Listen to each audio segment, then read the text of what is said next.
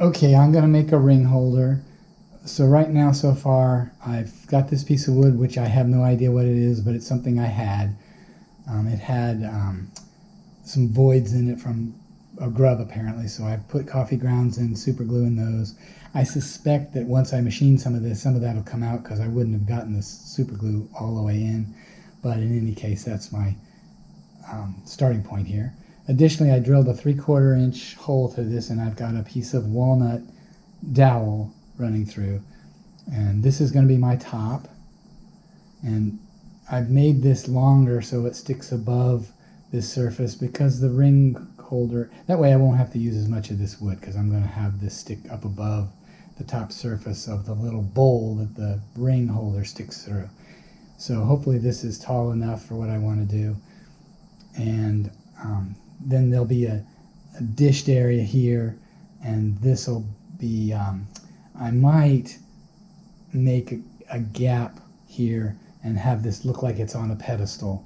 So there'll be a base here, excuse me, a base, a pedestal, a shallow bowl, and this post sticking up out of it.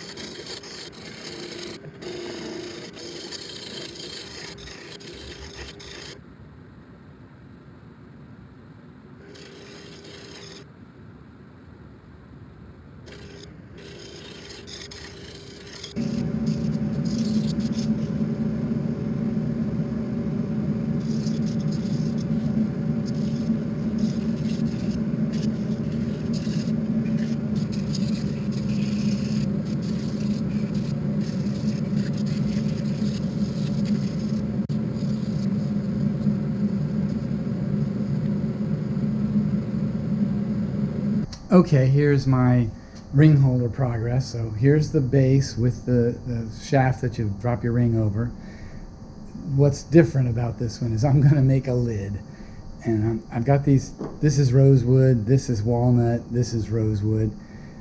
I thought I was out of it, but there's a few pieces, miscellaneous small pieces. I'm going to be pretty close to done real soon. But my intent is to make a lid over this that will have this protruding through kind of as a short finial. So, and this will droop down. So my intent is to leave the corners somewhat there. I don't know yet. And I always say my intent, and then I almost always make it different than what I started out with. But so this should be a very thin top because I want this to protrude a little bit. So it'll droop down, and it might hang down this far. Who knows? We'll see. This is about 3.5 inches in diameter, and this is over 5. So I think we're good here. Since I have a hole that's going to go all the way through this piece, because the finial will stick through, and so I'm going to drill a hole for my woodworm screw that I'll be able to use a woodworm screw on both the top and the bottom, and we'll see how that works out. So in any case, I'm going to be drilling this all the way through this piece of wood so that I can get them lined up with each other. So that's where I am. Okay, I got the woodworm screw on this side, which will be the top. I'm going to drill a hole in the bottom to, it's almost the diameter I need. This is 3 1/4. What I need is 3 1/2 to clear the top of my ring holder. So, and then I'm going to go in some distance. I haven't decided yet, so I'm still thinking. But in any case, I'm set up for it.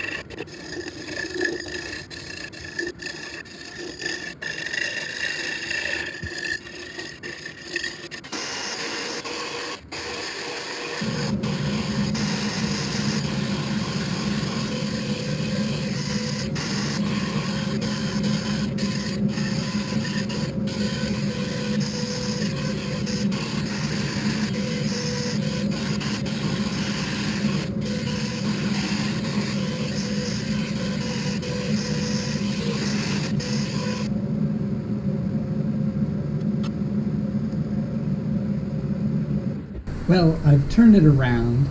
My intent here is to roll this off and probably make it relatively flat on top, but I don't know how long the rate, and it'll probably get into what I've already sanded and worked, so we'll see how it goes. But in any case, I think I'm in there.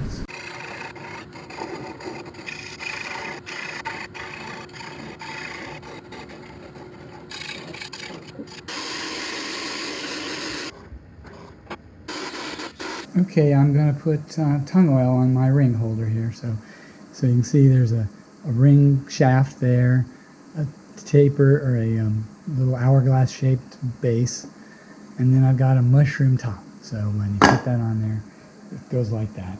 Obviously, you got to tip it to see what the side looks like. But there's a good view of it.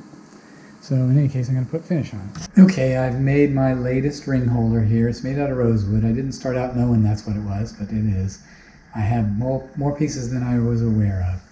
But in any case, my first thing is that. So that's the ring holder. It's got a shaft here. You drop the ring on. It's got a little dish here.